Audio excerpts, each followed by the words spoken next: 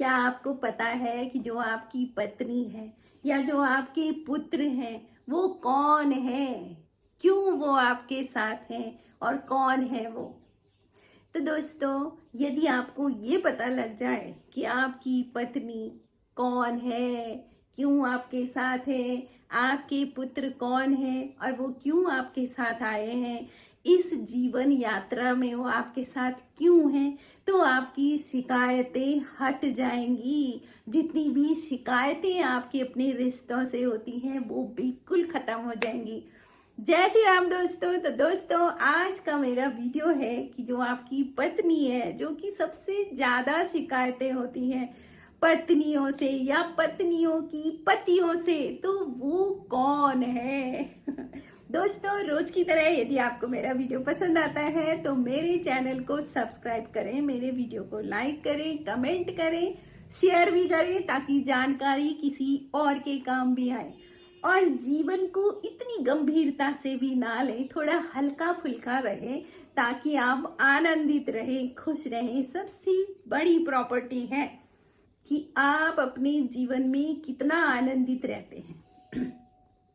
तो दोस्तों, शुरू करते हैं आज का वीडियो। नंबर 1, आपकी जो पत्नी है वो आपके साथ क्यों है? दोस्तों, अगर आप सनातन परंपरा को मानते हैं, हमारे वेदों को और शास्त्रों को मानते हैं, अगर आप पक्के सनातनी हो तो आपको बिलीव भी करना चाहिए कि पूर्व जन्म में करे हुए कर्मा ही आपको इस जन्म में मिलते हैं। आपने पूर्व जन्म में किसी के साथ कुछ बहुत ही बुरा एक्सपीरियंस करा, बुरा कर्मा करा है, आपने दूसरे को दुख दिया है, तो फिर इस जन्म में वो ही रिश्ता आपके साथ बहुत नियर एंड डियर बन के आएगा और उतना ही दुख देगा, यानी कि हिसाब किताब पूरा करेगा। अच्छा, हम लोग दुखी क्यों होते हैं? क्योंकि हम लोग दुखी इसलिए होते हैं कि हम कंपैरिजन करते हैं। हम देखते हैं, देखो उसकी पत्नी कितनी अच्छी है, फिर पत्नियां कहती हैं देखो उसका पति कितना अच्छा है। लेकिन आप भूल जाते हो कि जो आपके पास है वो आपके ही कर्मों का फल है और जो दूसरे के पास है वो उसके कर्मों का फल है। तो क्यों ना हो कि ध्यान अपने कर्मों पर दिया जाए। दोस्तों, यदि आपकी पत्नी बहुत सेवाकार है, आपकी सेवा करती है, आपकी बातों को सुनती है, आपका बहुत ध्यान रखती है ना, आपके सुख दुख में आपके साथ है, तो समझ लीजिए कि आपने ही ये सब दिया था, इसीलिए आपको मिल रहा है। आपने कभी पूर्व जन्म में अपनी पत्नी का या पति का बहुत ध्यान रखा होगा, तो वो अच्छे कर्म, वो कर्मों की वजह से आपको ऐसी पत्नी मिली है। और अगर आपके पति बहुत अच्छे हैं, बहुत ध्यान रखते हैं आपका, और आप जैसा आप चाहते हो वैसे ही सुख आपको दे रहे हैं, तो समझ लीजिए कि जो आपने दिया था वो आपको मिला है। अच्छा, अगर नहीं मिल रहा है तो फिर क्या करें? देखिए, सबसे पहली बात, कंप्लेन नहीं होनी चाहिए।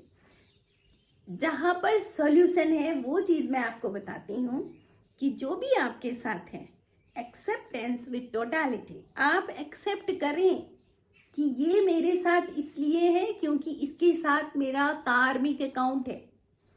तो अब उसको किसी के साथ कंपेयर ना करें, वो जैसा है उसको वैसे ही स्वीकार करें, लेकिन बहुत पवित्रता से। अपने चरित्र में बिल्कुल उच्चता होनी चाहिए, पवित्रता होनी चाहिए। अगर वो कुछ बोल भी रहे हैं और आपको नहीं पसंद आ रहा है तो भी शांत रहो। ये सोचो कि मुझे मेरा दिया हुआ ही मिल रहा है, तो आप शांत रह सकते हो। वैसे तो आप शांत नहीं रह सकते, आप ऐसा क्यों है, ये ठीक क्यों नहीं हो रहा है, इसको ऐसा होना चाहिए, देखिए लोग ऐसे हैं, है ना, इतनी सारी कंप्लेन होती है। तो उस कंप्लेन की वजह से हम क्या करते हैं बताओ? खुद ही दुखी रहते हैं। वो ठीक होने वाला तो पूरा हिसाब किताब करके ही जाएगा, लेकिन आप दुखी रहोगे तो आप धीरे धीरे धीरे धीरे आप दुबले होते रहोगे, आप मानसिक रूप से भी रोगी हो सकते हो और आप धीरे धीरे आप बहुत जल्दी ही मृत्यु को भी प्राप्त हो सकते हो, है ना। और जीवन को आपने खुद से भी नरक बना दिया, दूसरे ने तो बना ही रखा है नरक, आपने भी अपना जीवन नरक बना दिया। लेकिन अगर आप सोच रहे हो, आपकी सोच ऐसी हो गई है कि कोई बात नहीं, ये मुझे मेरा कर्मा लौटा रहा है, लेकिन अब मैं अपने कर्मों पर ध्यान दूं, मैं इसके साथ और बुरा ना करूं, वरना ये अगले जन्म में फिर वही चलता रहेगा और आप यहाँ से कभी मुक्ति नहीं पा सकते। तो इसलिए अपना रास्ता ढूंढें जिससे आप उसको भी परेशान न करें और आप कुछ ऐसा भी ना करें कि दूसरा दुखी रहे, है ना।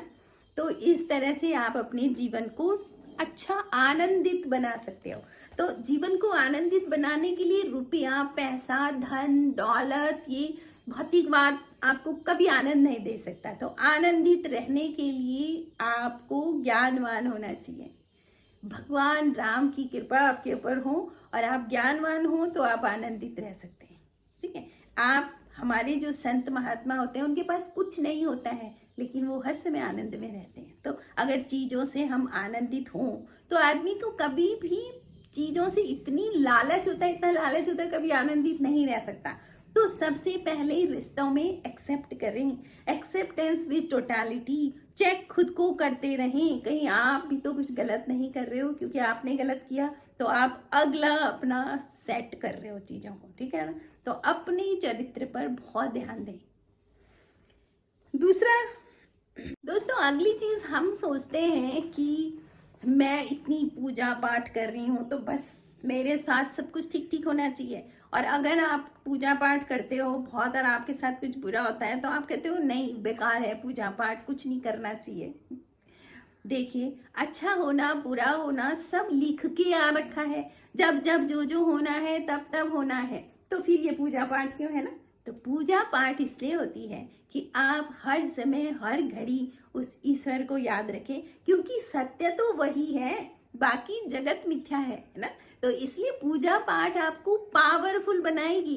पूजा पाठ इसलिए नहीं होती है कि आपको चीजें दिलाती रहे, है ना। वो तो अति आप पर बीत रही है, आप लगे हो मांगने पे, तो एक बार कोई भीख मांग रहा है और पीछे पड़ गया आपके दे दे दे, तो भगवान कई बार दे भी देते हैं। लेकिन सच बात यह है कि भगवान भी बीच में नहीं पड़ते हैं, कर्म आपके हैं, जो आपको मिलेगा वो मिलेगा, है ना। तो आपके सत्कर्मों को बढ़ा दें। देखो, पूजा पाठ भी करें और पूजा पाठ के साथ साथ आप अपने कर्मों को अच्छा करें, अपनी सोच अच्छी करें, दूसरों की हेल्प करें, है ना। तो इस तरह से आपको वो चीजें खुद ब खुद मिलती रहेंगी, क्योंकि आप अपने कर्मों से उस चीज को अट्रैक्ट करते रहोगे। तो आप ये ना सोचें कि हम पूजा पाठ बहुत कर रहे हैं तो हमारे साथ सब अच्छा होना चाहिए। देखिए, पूजा पाठ अलग चीज है और कर्मों की गति बिल्कुल अलग है, वहां से आदमी भाग ही नहीं सकता। आप जिसको सताएंगे ना वो आपको सताएगा, और अगर उसको इस जन्म में मौका नहीं मिला ना तो अगला जन्म लेगा, वो पूरा करेगा अपना हिसाब किताब। इसलिए कभी भी ये ना सोचें कि मैंने उसको परेशान कर दिया और अब बढ़िया हो गया, नहीं, बिल्कुल नहीं। किसी को परेशान करने की सोचनी ही नहीं सहज। अगर आप गरीब हो तो आप समझ लो कि आपने पूर्व जन्म में या इस जन्म में कोई भी दान और धर्म का काम नहीं करा है, बिल्कुल पक्की बात है, इसीलिए आप गरीब हो। जहां आप देना शुरू करोगे ना आपके पास आना शुरू होगा, क्योंकि ये नियम प्रकृति का है, बस समझ लो ये प्रकृति का नियम है। आपको कम मिल रहा है तो आप कम दो, आपको ज्यादा मिलता है तो आप ज्यादा दो। तब ये मत सोचो कि ज्यादा मिला अब सब मेरे लिए, है ना। नहीं नहीं, प्लानिंग होने लगती है, बिल्कुल नहीं। कम मिलता है तो कम दो, भगवान को बोलो इतना मिला है इसी में से ले लो, है ना। और अब ज्यादा मिलता है तो फिर ज्यादा दो, लेकिन दो। 100 रुपए कमाने वाला 10 रुपए दे, है ना। 1000 रुपए कमाने वाला 100 रुपए दे, लेकिन दे। ठीक, आप देने से ही अमीर होगे और किसी चीज से अमीर नहीं होंगे। आप कर्मा तो करते रहो, कितना भी कर्मा कर लो, कितने भी अमीर हो जाओ, आपकी गरीबी जाएगी नहीं जब तक आपने देना शुरू नहीं करा। ठीक, तो दोस्तों, पुत्र अब है पुत्र, है ना। वो पुत्र कौन है जो आपके पुत्र बन के आ रखे, वो कौन थे पूर्व जन्म में। तो पुत्र 4 तरीके के होते हैं दोस्तों। एक पहला पुत्र होता है जो सेवा करता है ना, माता पिता की सेवा करता है। तो सेवा उसको मिलती है जिसने सेवा की है। अब तुमने अपने माता पिता की तो सेवा की नहीं, अब तुम चाह रहे हो कि बिल्कुल मेरी बहू भी मुट्ठी में रहे और मेरा बेटा मेरी बहुत सेवा करे, ये भी नहीं होता। लेकिन कभी कभी क्या गलत हो जाता है, कैसे लोग कहते हैं देखो उसने अपनी सास ससुर की तो कोई सेवा नहीं की, लेकिन उसके बच्चे देखो कितने सेवाकार हैं। तो देखिए, हमेशा ध्यान रखो, दूसरे को बिल्कुल ऐसा मत देखो। क्यों? जो उसको मिल रहा है उसने कमाया है, क्या पता उसने उस पुत्र की पूर्व जन्म में बहुत सेवा की हो, जो उसके घर में पुत्र बन के आया तो उसने उसकी सेवा कर ली, है ना। तो इस तरह से सेवक पुत्र होता है। दूसरा होता है लेने वाला पुत्र। एक ऐसा पुत्र होता है जो आपका सब कुछ लेके ही जाएगा, मतलब खत्म, तुम्हारी जो भी प्रॉपर्टी बना रखी होगी, जमीन जायदाद सब बेच बूझ के सब कुछ खत्म करके जाएगा। तो वो पुत्र आपका होता है लेने वाला, आपके धन को बर्बाद करके जाएगा। तो उसमें भी आपको दुखी नहीं है, आपने बोला बस ये वैसा पुत्र आ रखा है, बस ले जाओ भाई, सब ले जाते रहो, अभी तूने यही करना था तो ले जाओ। दुख नहीं करना, दुख करने का तो कोई कारण ही नहीं है, क्योंकि मिल रहा है जो आपने दिया है। अगला है उदासीन। कुछ ऐसे होते हैं ना जो बहुत ही उदासीन रहते हैं, मतलब देखो जब तक उनकी शादी नहीं होती है ना तब तक वो अपने मम्मी पापा के आगे पीछे घूमते हैं, लेकिन जैसे उनकी शादी हो जाती है फिर वो अपनी पत्नी और अपने ससुराल की तरफ को ज्यादा रहते हैं। तो माँ बाप दुखी होते हैं कि देखो हमें नहीं देख रहा है। तो वो उदासीन पुत्र होते हैं, वो ना हाँ में है ना ना में है। वो बुराई भी नहीं करेंगे आपकी, लेकिन आपके कहने सुनने में भी नहीं रहेंगे। चौथे प्रकार के होते हैं जो यदि पूर्व जन्म में आपने किसी को सताया है, बहुत दुखी किया है, उसको परेशान करा है, या फिर जो मर्डर करवा देते हैं, तो ऐसी आत्माएं आपके घर में पुत्र बन के आती हैं और वो आपको आधे में छोड़ के जाती हैं, आपको दुख देती हैं, है ना, आपको एहसास कराती हैं उस चीज का कि अगर कोई छोड़ के जा रहा है तो कितना दुख होता है। आपने किसी के बच्चे को मारा है तो फिर आपको वही एक्सपीरियंस करने को मिलता है कि अगर आपका बच्चा चला गया तो फिर अब देखो दुख कैसा होता है ना। तो इसीलिए कहते हैं कि कुल मिला करके अपने कर्मों पर ध्यान दें, कभी गलत ना करें। ये ना सोचें बस यहीं तक, ये जिंदगी इतनी 100 साल तो बहुत कम है, जिंदगी बहुत लंबी है ना, बहुत बड़ा है, कई कई योनियां भटक के वापस आना है। और भगवान कहते हैं कि तू जो पा रहा है अपने कर्मों का है, इसलिए मेरा तो बस इतना है कि मेरा धन्यवाद करता रहे कि तूने मुझे जीवन दिया है, बस, ठीक है ना। बाकी जो पाते हो अपने कर्मों से पाते हो। तो देखो अब इतनी सारी प्रॉब्लम मैंने बता दी, अब इसका सॉल्यूशन क्या होगा। तो दोस्तों इसका सॉल्यूशन ये है कि पहले अपने रिश्तों को स्वीकार कर लें, एक्सेप्ट कर लें। ठीक है, बोलो ठीक है, ये मेरा पति है, ये ऐसा है, ठीक है, ये मेरी पत्नी है, ये ऐसी है जो कि मेरी वजह से ही है, बस। तो दूसरे को उसकी वजह से, उसकी वजह से, लोग तो जो रिश्ते करवाते हैं ना उनको भी गालियां दे देते हैं। जो तुम्हारे घर में आया है उसका वो बन गया, मतलब रिश्ते करवाने वाले माध्यम बन गए, तो क्यों किसी को दोष दो, है ना। तो दोष देने से आप क्या करते हो, अपने उन जो आप भुगत रहे हो उसको और बढ़ा देते हो।